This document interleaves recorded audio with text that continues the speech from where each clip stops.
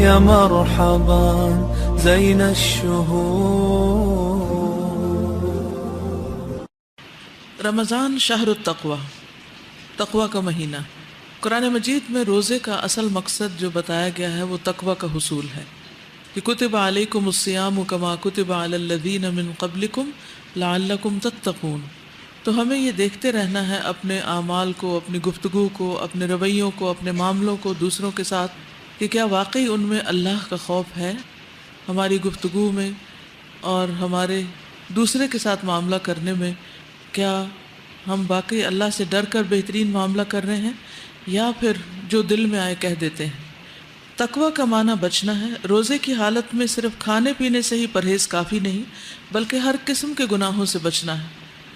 روزے کی حالت میں اگر ہم حلال کھانے پینے سے پرہیز کرتے ہیں تو حرام اور ممنوع کاموں، حتیٰ کہ برے خیالات، منفی سوچوں، بدگمانی، جھوٹ، چغلی، غیبت اور لڑائی جھگڑا وغیرہ سے بھی پرہیز لازم ہے۔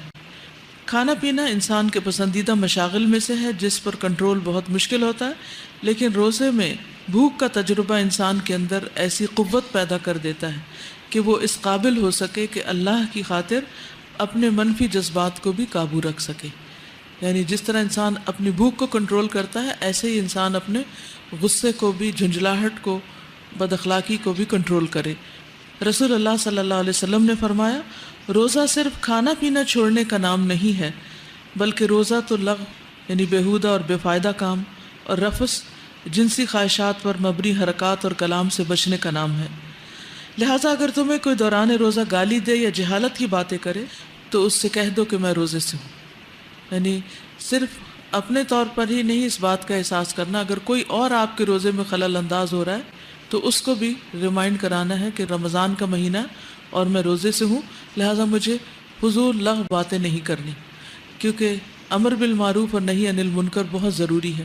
بعض لوگ روزہ رکھ کے روزہ کاٹنے کے لیے یا دن کاٹنے کے لیے بیکار کی ادھر ادھر کی لوگوں کی باتیں شروع کر دیتے ہیں یا دن میں ہونے والے واقعات پہ تبصرے شروع کر دیتے ہیں، تو اس سے بھی پرہیز کرنا ہے۔ رسول اللہ صلی اللہ علیہ وسلم نے فرمایا، بعض روزے داروں کو روزے سے بھوک کے سوا کچھ حاصل نہیں ہوتا اور بعض قیام کرنے والوں کو قیام سے بیداری کے سوا کچھ حاصل نہیں ہوتا۔ یعنی نیت کی خرابی یا اللہ کا ڈر نہ ہونے کی وجہ سے یا اللہ کی خاطر یہ کام نہ کرنے کی وجہ سے، یعنی کوئی بھی اور مقصد اللہ تعالیٰ کو خوش کرنے کے علاوہ ہو تو اس سے پھر فائدہ کچھ نہیں، چاہے ظاہری طور پر انسان کتنی بھی عبادت کرتا رہے۔ حضرت ابو ہریرہ سے روایت ہے کہ رسول اللہ صلی اللہ علیہ وسلم نے فرمایا، جس نے جھوٹ، بیہودہ اعمال اور بیہودہ باتوں کو نہیں چھوڑا تو اللہ تعالیٰ کو اس کی کوئی ضرورت نہیں کہ وہ شخص کھانا پینا چھوڑ دے۔ یعنی اللہ تعالیٰ بلکہ الٹا ناراض ہوتے ہیں ایسے شخص سے جو یہ رویہ اختیار کرے۔ اسی لیے ایک اور جگہ حضرت انس بن مالک سے روایت ہے، رسول اللہ صلی اللہ علیہ وسلم نے فرمایا، جس نے بد زبانی اور جھوٹ نہ چھوڑا تو اللہ تعالیٰ کو اس کا کھانا پینا چھوڑ دینے کی کوئی ضرورت نہیں۔ جس نے بد زبانی نہیں چھوڑی، یعنی زبان کا خاص طور پر صحیح استعمال ضروری ہے روزے کی حالت میں۔ تو تقویٰ کیا ہے؟ اللہ کا ڈر، اور اللہ کا ڈر انسان کے اندر کیا قوت پیدا کرتا ہے؟ گناہوں سے بچنے کی، اور گناہوں میں زبان کے گناہ، سوچ کے گناہ، ہاتھ کے گناہ، پاؤں کے گناہ، سارے اعضاء کے گناہ سے بچنا ضروری ہے۔ اور ایک لائف چینجنگ ایکسپیرینس ہونا چاہیے یہ رمضان ہمارے لیے، کہ ہماری عادات میں جیسے کھانے پینے کی عادات میں تبدیلی آ رہی ہے، سونے جاگنے کی عادات میں تبدیلی آ رہی ہے، اسی طرح ہماری اخلاقی حالت میں بھی تبدیلی آنی چاہیے بہتری کی طرف۔ ٹھیک ہے، تو یہ ہے تقویٰ کا معنی۔